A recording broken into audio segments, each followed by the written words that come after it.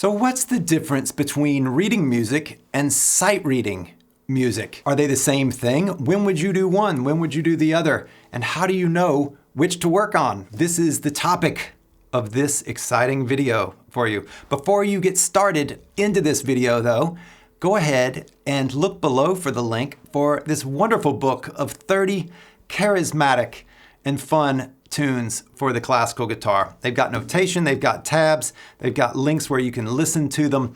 And so this would be a great collection for you to get to practice both your reading music and your sight reading.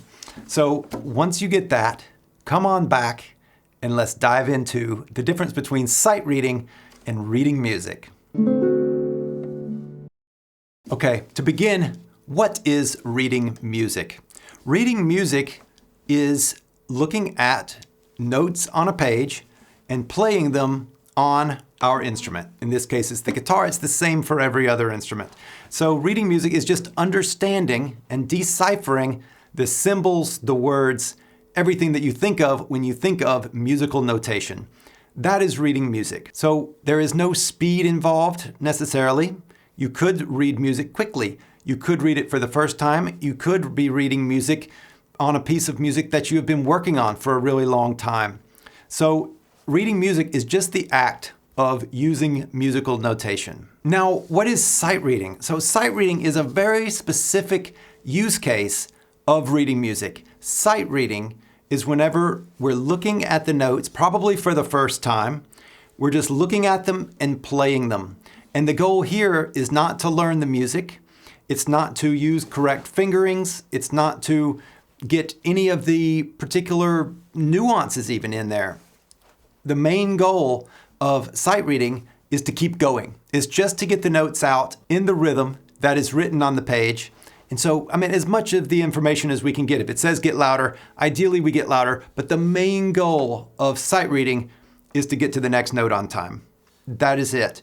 Now, when do we sight read? We sight read the very first time if we just open up a piece and we start reading. We are sight reading at that moment. So that's the difference between reading music, which is just using musical notation, and sight reading, which is specifically reading and keeping going and getting to the next note on time. Ideally, or usually with the very first time that we read something, first or second. So again, the fingering is not important in sight reading.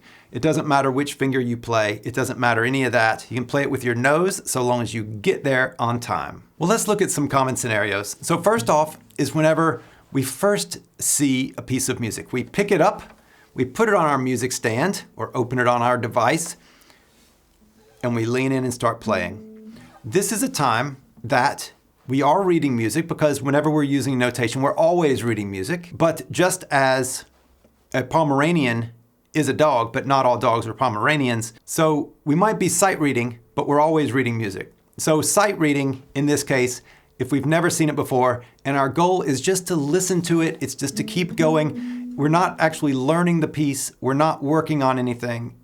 The goal is just to hear the notes, get a feel for it. First pass through, we're sight reading. That's what we're doing. Now, scenario number 2 is when we're actually learning a piece. So we've read it through, we decide, you know what, I'm actually going to play this piece. Well, then go into learning mode, and then we're reading music. So then we are going to look at the fingerings. We're going to look at the music more deeply. So for instance, we might look at which notes are the melody, and which notes are the bass, and which notes are the accompaniment. What right-hand fingerings, what left-hand fingerings, what are the dynamics, the swells and fades, and the different volumes of the piece? How is each note handled? What are the phrase? Where do the phrase begin? Where do the phrases end? How do they connect to each other? All these different things that we do when we're actually bringing up a piece and learning it, memorizing it, if we happen to be memorizing it. Then we're reading music. We're working with the score, the sheet music, and that is not sight reading. At that point, it is not sight reading at all. It is using music notation, which is reading music. Likewise, scenario number 3 is when we're polishing a piece of music. We may have already memorized it. We may have already worked on it and really worked out all the tricky spots to it. And so now we're actually just polishing it. Ideally, still at this point, this is a great time to still work with the sheet music. So still have it there on your music stand. Be looking through it because chances are you'll find something you'll find one of the things that we just mentioned earlier, as far as the melody or the bass or the dynamics, or you'll find something in there that you weren't doing or that you could do better. You just bring more attention to it. So working with the music in that way, definitely reading music, not sight reading. Scenario number 4 is you're just getting together with some people and they put some music out and say, let's play this. And you could be strumming the chords along with it. You could be playing the notes that you've never seen before. That's sight reading. You've never worked with the music before and you're just going at it for the first time. Just the main goal being just to get through it and not to stop, just to keep going. That is absolutely sight reading. So as you might suspect, sight reading is a particular skill in itself. It's something that we can practice, and it's very useful to be able to sit down and see the notes and play them. Amazingly useful skill, and one that is not so easy to get. It's going to take practice, it's going to take work, and it's a misconception to think that there are a lot of people on the planet that can just open up any kind of piece of music and just play it, and there they just have it, and they can just play anything. There are those people who are just amazing sight readers on guitar. There's not many of them. They're really few and far between, and chances are you'll never be that. Maybe you will, but chances are you won't, just by the sheer numbers.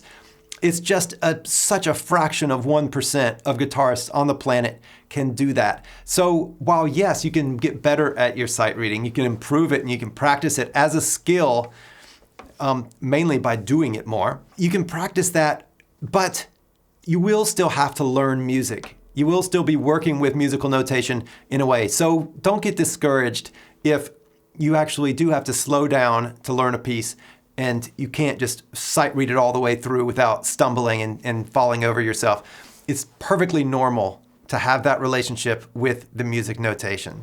In your daily practice, sight reading practice is one of the best things that you can possibly do. So working with the score when you're learning pieces, that you should absolutely do. And also just spending a few minutes, 3 minutes a day, reading new notes. Sight reading, it has to be new notes that you've never seen before, or it's been years. So pull out a bunch of new music. There's tons over at the Classical Guitar Shed library. Or you can find the link below and find this book of 30 pieces that you can use also for your sight reading practice, and just read a few lines of music a day and play them at sight. Don't stop, keep going. Put the metronome on and just keep it going. And that, you'll get better with it day by day. And as you do, then actually learning your pieces will also get faster and get easier for you as well. Well, have fun with your sight reading. Have fun with your reading music. I hope that this video has helped you understand the difference in those. Each are skills, each can be built. And the more you can see in your music as you're first reading it, and the more you can see as you're actually working on your pieces with phrasing and interpretation and the fingerings and everything else, the better that you will sound, the more enjoyable your practice will be, because there's always something really meaty to work on. So moving beyond just notes, really digging into the nitty-gritty of the music, really fun stuff. Onward and upward. Enjoy your practice. I'll talk to you soon. Bye-bye.